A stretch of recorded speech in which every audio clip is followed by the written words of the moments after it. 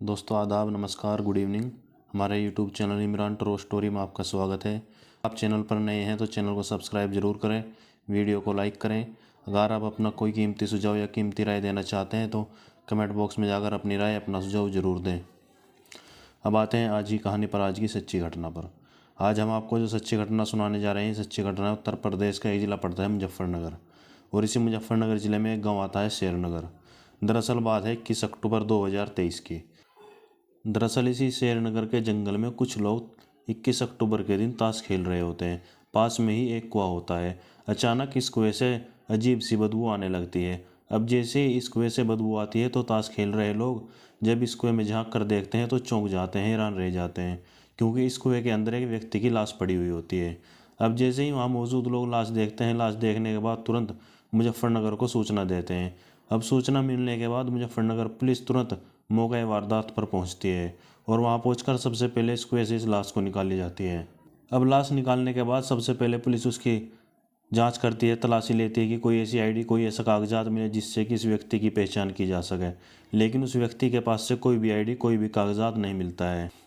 अब पुलिस वहाँ मौजूद लोगों से इस व्यक्ति की पहचान के लिए पूछताछ करती है, तो वहाँ मौजूद सभी लोग इस व्यक्ति को पहचानने से साफ इनकार कर देते हैं।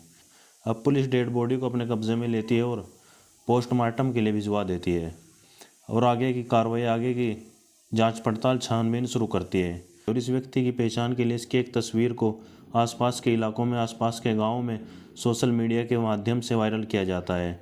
अब तस्वीर इधर से उधर वायरल होने लगती है और ऐसे 8 से 10 दिन गुजर जाते हैं, लेकिन इस व्यक्ति के बारे में कोई भी किसी भी तरह की जानकारी नहीं मिल पाती। पुलिस लगातार अपनी कोशिश कर रही होती है, अपनी छानबीन, अपनी जांच पड़ताल कर रही होती है कि कहीं से किसी भी तरह इस व्यक्ति की पहचान की जा सके। और धीरे धीरे समय बीतता है और ऐसे ही तकरीबन 2 महीने गुजर जाते हैं और तारीख आ जाती है 21 दिसंबर 2023, यानी ठीक 2 महीने बाद। एक इलाका पड़ता है मंसूरपुर और इसी मंसूरपुर में एक गाँव आता है खुब्बापुर। दरअसल खुब्बापुर में एक परिवार रहता है और जब ये तस्वीर उस परिवार के पास पहुंचती है तो ये परिवार इस तस्वीर को देखता है और देखने के बाद तुरंत मुजफ्फरनगर की जो पुलिस होती है उससे संपर्क करता है। अब जैसे ही मुजफ्फरनगर पुलिस से संपर्क करता है और मुजफ्फरनगर पुलिस इस परिवार को ये डेड बॉडी दिखाती है तो ये परिवार इस लाश को देखने के बाद फूट फूट कर रोने लगता है, क्योंकि ये लाश किसी और की नहीं बल्कि उसी परिवार के एक बेटे अंकुश की होती है। अब पुलिस इस डेड बॉडी को उसके परिवार को सौंप देती है और परिवार वाले अपने रीति रिवाज से अंतिम क्रिया पूरी करते हैं। अंतिम क्रिया पूरी हो जाने के बाद पुलिस अब आगे की जांच पड़ताल शुरू करती है और सबसे पहले उसके परिवार से अंकुश के बारे में पूछताछ करती है। तो परिवार वाले पुलिस से बताते हैं कि अंकुश नोएडा की एक प्राइवेट कंपनी में काम करता है और ठीक 2 महीने पहले वह काम के लिए घर से निकला था, लेकिन काम पर जाने के बाद 2 महीने हो गए, तकरीबन उससे कोई बातचीत, किसी भी तरह कोई संपर्क नहीं हो पाता है। अब जब पुलिस को इस बारे में पता चलता है तो पुलिस की एक टीम तुरंत नोएडा की उस कंपनी में पहुंचती है और वहाँ मौजूद स्टाफ से, कर्मचारियों से जब इस बारे में पूछताछ की जाती है तो वहाँ मौजूद कर्मचारी बताते हैं कि अंकुश 15 अक्टूबर को छुट्टी लेकर गया था और कह रहा था कि वो किसी काम के सिलसिले में अपने घर जा रहा है और उसके बाद वो वापस आज तक नहीं लौटा है।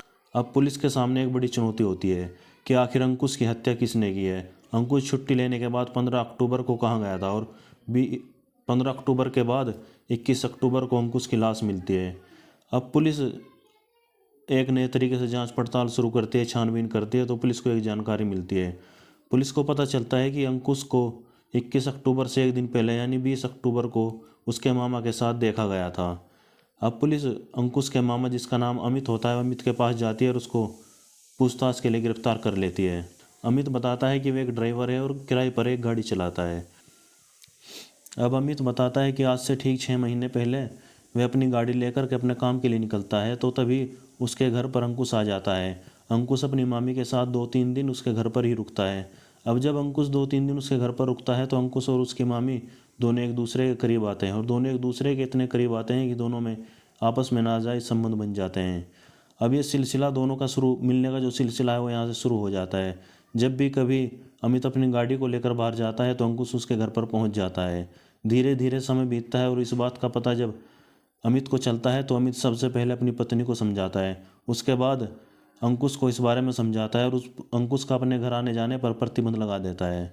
और इसी बीच ठीक 15 अक्टूबर को जब अमित कुछ दिनों के लिए अपनी गाड़ी लेकर जाता है और जैसे इस बात का पता अंकुश को चलता है तो अंकुश अपनी कंपनी से 15 अक्टूबर को छुट्टी लेता है और छुट्टी लेने के बाद सीधा अपनी मामी के यहाँ पहुँच जाता है और 4-5 दिन अपनी मामी के साथ ही रहता है। अब ठीक 20 अक्टूबर को अचानक जैसे ही अमित अपने घर पर आता है तो वह अंकुश को देखकर चौंक जाता है। अब जैसे ही अमित अंकुश को अपने घर पर देखता है तो वह अंकुश से कहता है कि चलो तुम्हें तुम्हारे घर पर छोड़ आता हूँ, और अंकुश को अपने साथ लेता है और सेन नगर के जंगल में पहुँच जाता है। वहाँ बैठकर दोनों शराब पीते हैं और शराब पीने के बाद अमित मौका देखते ही एक छुरा निकालता है और छुरा निकालने के बाद उसकी गर्दन पर कई वार करता है। अंकुश लहूलुहान होकर ज़मीन पर गिर जाता है और कुछ ही मिनटों के बाद अंकुश की मौत हो जाती है। अब अंकुश की मौत होने के बाद अमित उसकी लाश को उठाता है और पास के एक कुएं में फेंक देता है और वहाँ से फरार हो जाता है। अब जैसे ही पुलिस इस घटना का खुलासा करती है तो घटना का खुलासा होने के बाद पुलिस अमित को गिरफ्तार करती है और उससे पर गंभीर धाराओं में मुकदमा दर्ज करती है और उसे सीधे जेल भेज देती है। दोस्तों, इस कहानी को सुनाने का मकसद किसी की भावनाओं को आहत करना नहीं बल्कि आपको जागरूक करना है, ताकि आप भविष्य में होने वाली किसी भी अनहोनी को पहचान सकें और उससे बच सकें।